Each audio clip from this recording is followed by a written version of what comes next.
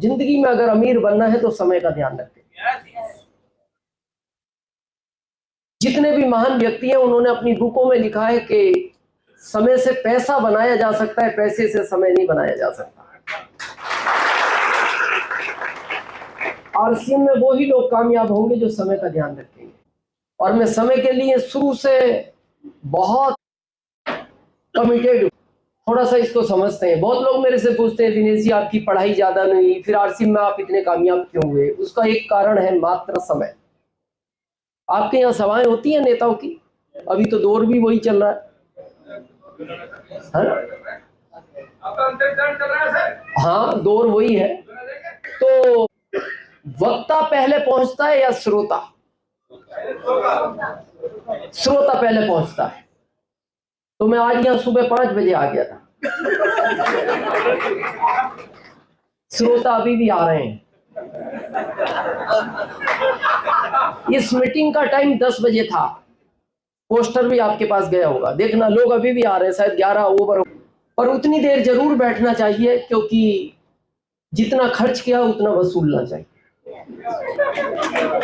जितना खर्च किया है गणेश जी उतना तो वसूलना चाहिए। तो 150 खर्च किया है, उतना वसूलो। तो मैं आपसे बीच बीच में पूछता रहूंगा पूरे हो गए पैसे या बचे हैं? तो जब तक आप कहेंगे बचे हैं, जब तक हम बात करेंगे, और जैसे ही आप कह देंगे पूरे हो गए, मीटिंग को वहीं खत्म कर देंगे। और आज आप मेरे को आरसीएम का समझ के मत सुनना। मेरा आपसे एक निवेदन है, आप मेरे को अपने परिवार का एक सदस्य समझ के सुनना। आरसीएम में तो आपने बहुत लोगों को सुना है, मेरे को भी सुना होगा। आप आरसीएम के रूप में नहीं सुनना, मेरे को इस तरह सुनना जैसे परिवार में एक बड़ा सदस्य होता है, बड़ा भाई होता है, या चाचा जी होते हैं, या पिताजी होते हैं। तो उनका जो एडवाइस होता है वो अच्छे के लिए होता है। उस पर बच्चा चले ना चले ये दूर की बात है, लेकिन वो एडवाइस अच्छा होता है और उसको जो पालन करता है वो बच्चा आगे जाता है। मेरा जन्म इसी यूपी में हुआ, मुरादाबाद आपके नजदीक, किसान परिवार में हुआ। 100 बीघे जमीन थी मेरे पिताजी के पास। पिताजी मेरे अकेले थे, दादाजी अकेले थे, परदादाजी अकेले थे। हमारे पिताजी के हम 4 बच्चे हुए। तो मेरे 3 भाई तो मेरे दादाजी के पास बहुत ज्यादा नहीं बैठते थे, लेकिन मैं दिन में लगभग 7 घंटे मेरे दादाजी के साथ व्यतीत करता था। और मेरे को ऐसा लगता है जो बच्चा आज भी दादाजी के पास बैठता उसको किसी भी कॉलेज में जाने की आवश्यकता नहीं है। हालांकि आजकल बच्चे बैठते नहीं। मैं 7 घंटे दिन में व्यतीत करता था उनके साथ, इसलिए मैं स्कूल कम गया। मैं स्कूल दोपहर तक ही गया हूं। आप सब शाम वाले हैं, मैं दोपहर वाला। मैं इंटरवल में आ जाता था, उसके बाद मैं दादाजी के साथ रहा करता था। तो मेरे दादाजी मेरे को 2 बात हमेशा बोलते थे, बेटा एक कभी भी झूठ नहीं बोलना, हमेशा सच बोलना। और दूसरा वो बोलते थे जिंदगी में ऐसा काम कभी मत करना कि तुम्हें काम करने से दूसरे को नुकसान हो। हमेशा ऐसा काम करना कि तुम्हारा फायदा कम हो और सामने वाले का फायदा ज्यादा हो। और दोनों कामों में परेशानियां आएगी, सच बोलने में भी आएगी और दूसरों का फायदा कराने में भी आएगी, लेकिन जीत तुम्हारी होगी।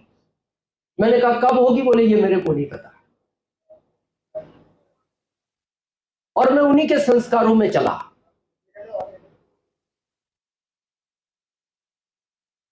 आ जाओ, आप सही समय पे आए, आ जाओ।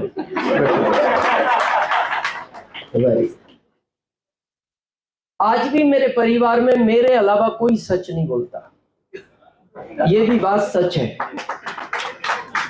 ना मेरे 3 भाई, ना मेरे पिताजी, मेरे दादाजी बोलते थे या मैं बोलता हूं। और मैं आज जितनी भी बात करूंगा आपसे सच करूंगा, प्रैक्टिकल करूंगा, लॉजिक के साथ करूंगा। यहाँ कितने लोग हैं जिन्हें सच बोलना पसंद है? हाँ, पसंद में तो क्या समस्या है? हाँ, पसंद में क्या समस्या? यहाँ ऐसे कितने लोग हैं जो सुबह से शाम तक हर बात पे सच बोलते हैं? लाइन ध्यान से सुनना, सुबह से शाम तक हर बात पर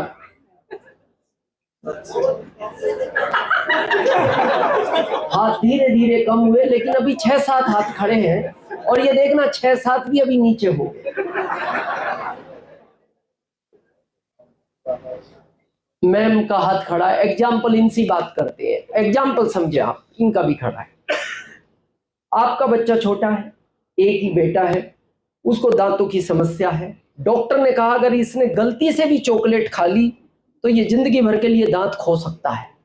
और आप किराना की दुकान पे सुबह जा रहे हैं किसी काम से और बच्चा पूछ रहा है मम्मी क्या किराना की दुकान पर ही जा रहे हो?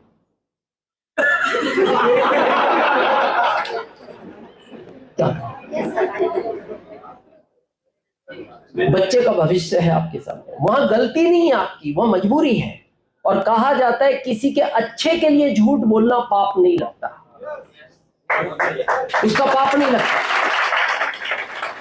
अगर किसी बच्ची की शादी हो रही है और आपको झूठ बोलना पड़ता है तो शास्त्रों में लिखा है उसका पाप नहीं लगता। ऐसा नहीं कि मैं हर जगह सच बोलता हूं, मेरे को ऐसा लगता है कि यहाँ दूसरे का भला हो रहा है और मेरे को झूठ बोलना पड़ रहा है, मैं बोलता हूं, लेकिन अच्छा होना चाहिए। ऐसी कई जगह है, उसका हमें ज्ञान होना चाहिए। गलती नहीं है, हमारी मजबूरियां हैं। आप जिंदगी में आरसीएम को अभी थोड़ा अलग करते हैं। मैंने कहा आप एक परिवार के सदस्य की तरह मेरे को सुनना। आरसीएम को अलग करते हैं। आज हम जिंदगी में सच बोलकर कितने आगे बढ़ सकते हो आज के इस दौर में? रंजीत जी, आरसीएम को छोड़कर किसी भी प्रोफेशन में आज की तारीख में आप आगे बढ़ ही नहीं सकते। गलती नहीं है। एग्जाम्पल समझते हैं, हम बात कर रहे थे जैसे एग्जाम्पल, हम आरसीएम नहीं करते, कुछ तो करते या कर रहे थे। मान लो आपने 20 लाख रुपए लगाकर कोई किराना की दुकान खोली, तो जो प्रोडक्ट आप 100 में खरीद के लाए हो 100 में बेच दोगे? लगभग 110, 15, 120। तो ये बात ग्राहक को बता सकते हो, बोल सकते हो या सच नहीं बोल सकते? चाहते हो, इच्छा है, पर आप बोल नहीं सकते। यहां मजबूरी है आपकी, पैसा कमाना है तो यहां झूठ ही बोलना पड़ेगा। और आप यहां पता ग्राहक को क्या बोलते हो? 120 में लाया था और तुम्हारे को इसलिए 120 में दे रहा हूं, तुम मेरे बहुत पुराने ग्राहक हो और ये बात किसी को बताना नहीं। और ये बात वो सबको ही बोलता है, ये बात किसी को बताना नहीं। मान लो आप जॉब में हो, 6 लोग हो, एक का प्रमोशन होना है और बड़ा अधिकारी पूछ रहा है 6 में से किसका किया जाए तुम बताओ। तो हम पता क्या बोलते हैं? होना एक का ही है। देखो सर, ये रमेश नाम का व्यक्ति कामचोर है, ये श्याम आपके सामने आता है, पीछे आता नहीं, मोहन साइन करके निकल जाता है, दीनदयाल ये दिखता ही नहीं, आपके सामने दिखता है, आखिरी में मैं बचा, बाकी आपकी मर्जी है। बात सच नहीं थी, लेकिन आपको अगर अपना प्रमोशन कराना है आपको झूठ बोलना पड़ेगा। जैसे अगर प्रोफेशन लिया जाए वकील, वकालत, वहां पैसा ही झूठ का, और जितना अच्छा झूठ बोल सकते हो उतना ज्यादा पैसा। आपको पता है हमारे राम जेठमलानी भारत के बड़े वकीलों में नाम आता है, उनकी पता है काउंसलिंग फीस कितनी है? काउंसलिंग, केस लड़ने की नहीं, केवल आपको उनसे मिलकर बात करनी है, मैं ये केस आपसे लड़वाना चाहता हूं, 10 लाख। कितनी? केवल काउंसलिंग, केस लड़ने की बात अलग है। अब उनकी फीस क्यों है 10 लाख? वो इतनी सफाई से झूठ बोलते हैं, जज भी उनकी बात जज नहीं कर पाता, और वो फाइल देखती कह देते हैं ये केस में तुम्हें जिता दूंगा, क्योंकि उन्हें पता है वो झूठ पकड़ ही नहीं पाएगा। गलती नहीं है। तो आज की तारीख में सच के साथ बोलना चलना बहुत संघर्ष का जीवन है, और मैंने जिया उसको। मैं 10वीं फेल हूं, 4 साल प्रयास किया, उसके बाद भी नहीं निकले, उसके बाद कॉलेज नहीं निकाल दिया, स्कूल ने कह दिया अब आप जाओ। फादर मेरे गांव के प्रधान थे उस समय, थोड़ा पॉलिटिक्स का शौक था, तो बड़े गुस्सा हुए कि एक बच्चा तो पढ़ता 4 में, मैं तीसरे नंबर का था, उनके सपने थे मेरे से, अब जो भी गॉड की प्लानिंग थी। उसके बाद कहा है खेती करो, तो खेती चालू की। तो दादाजी ने सिखाया था अपने से ज्यादा फायदा सामने वाले को होना चाहिए, तो मैं मजदूरों को ज्यादा बांटता था। तो मेरे परिवार में कजिन ब्रदर है विजय जी, हमारे परिवार में सबसे ज्यादा पढ़े लिखे वही हैं, ग्रेजुएशन है उनका। तो उन्होंने मेरे से कहा दिनेश खेती वैसी मेहनत का काम है और तू करता अलग तरीके से तो तू तो मर जाएगा, तू एक काम कर, कोई व्यापार चालू कर। तो मैंने लुधियाना से A1 साइकिल की एजेंसी ली, नई साइकिलों की। 4 मिस्त्री मेरे यहाँ काम करते थे, 4 साल बाद उन चारों ने खुद की खोल ली, मेरी बंद हो गई। वो विजय जी फिर मेरे पास आए, उन्होंने कहा दिनेश तेरे अंदर क्या है, दादाजी है, और इसलिए तू सफल नहीं होगा, तेरा काम ही अलग है, तू लोगों को ज्यादा बांटता है, तेरा बचता नहीं, तो तू तो बर्बाद हो जाएगा, तो तू सेफ काम ढूंढ। सेफ काम क्या है भारत का? जॉब। मैंने कहा जॉब कैसे मिलेगा, यूपी गवर्नमेंट तो 10वीं फेल वालों की तरफ देखती नहीं। बोले हाँ यूपी में तो नहीं मिलेगा, राज्य बदल के देख। तो मैं 1995 में MP चला गया रतलाम, और मैं MP गवर्नमेंट को धन्यवाद देता हूं इस बात का कि वो 10वीं फेल वालों का ध्यान रखती है। उन्होंने मेरे को कृषि उपज मंडी में जॉब दिया 2075 में। पर आप ये मत समझना उधर ध्यान रखा जाता है तो इधर जो नहीं कर पाए अपन भी उधर चले। उस समय के मुख्यमंत्री अलग थे, अभी बदल गए, अभी वाले डिस्ट्रिक्ट है, उस समय दिग्विजय सिंह जी हुआ करते थे।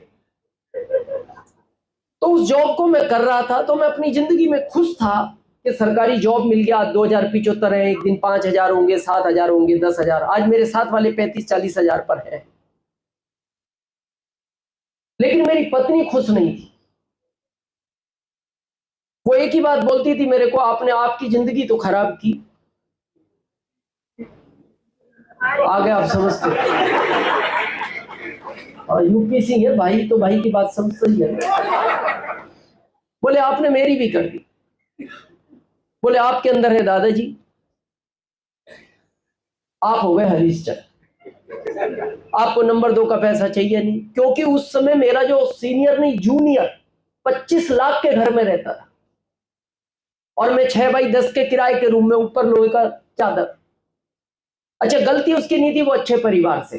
अच्छा परिवार समझते हैं अपन, पैसे वाला। अब इसमें गलती हमारे पिताजी की थी, उन्होंने उस परिवार में शादी कर दी जिसमें नहीं करनी चाहिए थी। अच्छा उस समय गलती भी नहीं थी, उस समय माता पिता ही फाइनल करते थे, बच्चों को तो बहुत बाद में पता लगता था। हालांकि अभी मामला चेंज हो गया, अभी माता पिता को बहुत बाद में पता लगता है। हाँ पहले बच्चों को बहुत बाद में पता लगता था, अभी माता पिता को बहुत बाद में पता लगता है। कुछ को तो पता लगता है जब शादी करके ही आ जाता है।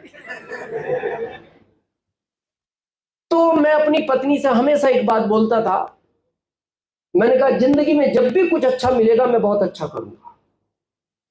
ये फिक्स लाइन थी मेरी, जिंदगी में जब भी कोई अच्छा काम मिलेगा मैं बहुत अच्छा करूंगा।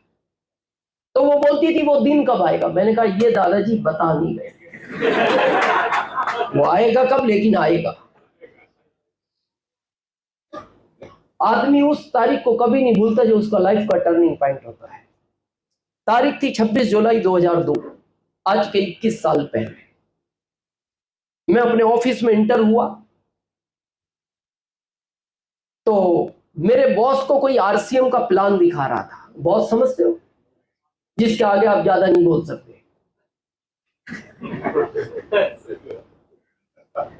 मैं इंटर हुआ तो उन्होंने मेरी तरफ चंद सेकंड देखा और मेरे को यह भी नहीं कहा कि तू भी बैठ जा, तू भी समझ ले। वो फिर देखते रहे। लगभग 35 मिनट उस व्यक्ति ने मेरे सामने बात की, और उस समय मेरे को RCM में 2 ही बात अच्छी लगी। एक तो रॉयल्टी, जिसको हम पैसिव इनकम बोलते हैं, जिसका आगे जिक्र करेंगे, और एक सिक्योरिटी, सुरक्षा। सुरक्षा क्यों अच्छी लगी? क्योंकि मेरे पिताजी को कम एज में कैंसर हो गया था और उनकी डेथ होने के बाद मेरी माँ का जो हाल हुआ, 3 साल एक तरह से वो कोमा में रही। जब भी थोड़ा सा होश में आती थी, उस समय हम कोमा नहीं बोलते थे, बेहोशी बोलते थे, तो जरा सी होश में आती, बहुत तेज रोती थी और कहती हमारा सब कुछ बर्बाद हो गया, कौन बच्चों की शादियां करेगा, कौन खेती करेगा, कौन पढ़ाएगा। तो वो जो 3 साल का दौर देखा, मैं उस समय छोटा था, तो मेरे को लगता था कि ऐसा कुछ नहीं हुआ कि हम संपन्न हो सकते थे। तो वो सुरक्षा मेरे को समझ में, तो 2 ही पॉइंट मेरे को अच्छे लगे आरसीएम में। उसने उसका जिक्र किया उस 30-35 मिनट में। उसके बाद उस आदमी ने आखिरी में मेरे बॉस को पूछा, यू आर इंटरेस्टेड? तो बॉस का जवाब था, आई एम नो इंटरेस्टेड, मैं इस तरह के काम नहीं करता और तुम जा सकते हो। तो मेरे को अच्छा नहीं लगा, मैं थोड़ा सा संस्कारित परिवार से था। मैंने मेरे बॉस को कहा, मैंने कहा आपको उसको पानी तो पिलाना चाहिए था, चाय की तो पूछते, नहीं पीता अलग बात थी, आपने एक लाइन में कह दिया तुम जा सकते हो। मैंने मन क्या उसका फेस देखा आपने? वो उदास हो गया, बोले तू अपना काम कर। मैंने कहा वो तो मैं रोज करता हूं, आज भी करूंगा, पर मैं आपसे एक बात पूछना चाहता हूं, आप मेरे सीनियर हो, उम्र ज्यादा है, जिंदगी का अनुभव ज्यादा है। मैंने कहा इस काम को किस तरह के लोग कर सकते हैं? तो उन्होंने मेरे को 6 उत्तर दिए, बड़े ध्यान से सुनना। पहला, इस काम को वो लोग करते हैं जिनमें अकल नहीं होती। दूसरा, इस काम को वो लोग करते हैं जो पढ़े लिखे नहीं होते। तीसरा, इस काम को वो लोग करते हैं जिनके पास पहले से कोई काम नहीं है। चौथा, इस काम को वो लोग करते हैं जिनकी घर में कोई वैल्यू नहीं है। पांचवा, इस काम को वो लोग करते हैं जिनको रिश्तेदारी में कोई बुलाता नहीं। और आखिरी जवाब, ये काम तू कर सकता है। इनडायरेक्ट जो उनको इंसल्ट करनी थी वो आखिरी लाइन में कर दी कि ये सारे गुण तेरे में हैं। और मैंने स्टार्ट किया, क्योंकि उस व्यक्ति ने एक बात बताई थी उस प्लान के अंदर, आज पता नहीं आपने देखा या आपकी अपलाइन भी बोलती है, जब आपको समझाने जाती है ना, तो वो आपसे एक बात जरूर बोलती है, देर मत करना, जल्दी आओ जल्दी पाओ। बहुत लोग उसमें 1 हफ्ता निकाल देते हैं, 10 दिन निकाल देते हैं। तो मेरे बॉस ने कहा ये सारे गुण तुम्हारे में हैं। मैंने कहा मैं करूंगा। बोले कब करोगे? मैंने कहा मैं आज ही करूंगा। बोले आज क्यों करोगे? मैंने कहा आपने शायद उसकी बात को ध्यान से नहीं सुना, पहले आओ पहले पाओ। बोले पता है ज्वाइनिंग कितने की है? उस समय 1500 की होती थी, 3 ड्रेस आती थी, बैग आता था। उस समय भी कुछ लोग हैं हमारे सीनियर डिस्ट्रीब्यूटर। बोले 1500 की है? मैंने कहा हाँ। बोले तेरी सैलरी कितनी है? मैंने कहा 2075। बोले आज तारीख कितनी है? मैंने कहा 26 जुलाई। बोले सैलरी बची है? मैंने कहा वो तो कल खत्म हो गई। बोले फिर ये पैसे कहां से लाएगा? तो मैंने उनको जवाब दिया, मैंने कहा मैं कहीं से भी लाऊं, आपसे नहीं मांगूंगा। कहीं से भी लाऊंगा, मैं आपसे नहीं मांगूंगा। आज तो भगवान की कृपा से हम सब लोग संपन्न हैं। आप मेरे बारे में सोच के देखो, जिसकी सैलरी एक दिन पहले खत्म हो चुकी है और उसको 26 तारीख को ज्वाइनिंग करनी है, क्या करेगा? किसी ने बहुत अच्छी लाइन लिखी है, मेरे को आज भी वो प्रेरित करती है। लाखों रिश्तेदार होते हैं, जब पैसा पास होता है टूट जाता है गरीबी में जो रिश्ता खास होता है। जब आपके पास पैसे नहीं होते ना, तो आपको कोई देने को भी तैयार नहीं होता। आज आप देखना, बैंकें उन्हीं लोगों को फोन करती हैं जिनके पास पहले से पैसे हैं। मेरे को हफ्ते में 3 बार बैंकों का फोन आता है, सर हमसे पैसे ले जाओ। मैंने कहा मेरा तो तुम्हारे पास जमा है। बोले वो अलग जमा है, आप हमसे भी तो लो। तो मैंने कहा जब मैं शुरू में आरसीएम शुरू करने के लिए पहली कार लेने गया था, तो मैंने कहा उस समय भी तो मैं तुम्हारे पास आया था, तब तुमने मेरे को पैसे क्यों नहीं दिए? तो पता उनका क्या जवाब था, जब आपके पास नहीं थे तो हम कहां से देते? अब आपके पास है तो हम देना चाहते हैं। अच्छा पैसे चाहिए किसको? जिसके पास नहीं है। देखना गरीब आदमी को बैंक फोन नहीं करती कि पैसे ले जाओ, उनको पता ये देगा कहां से, गरीब है। तो ये नियम है दुनिया का। बैंक भी उसी आदमी को फोन करती है जो पहले से करोड़पति है। जैसे भी, मैं उस कहानी को दोहराना नहीं चाहता, मैंने ज्वाइन किया 26 जुलाई 2002 को ही। 4 साल पहले मेरे बॉस भी ज्वाइन हुए, वही वाले। कब? 4 साल पहले। और मेरे 17 साल के बाद अभी वो यहां ज्वाइन हुए। तो जिस दिन वो ज्वाइन हुए तो मैंने उनको ये बात तो जरूर पूछी, हालांकि मैं फ्लो में बोल गया। मैंने कहा सर ज्वाइन तो कर रहे हो, पर इस काम को किस तरह के लोग करते हैं?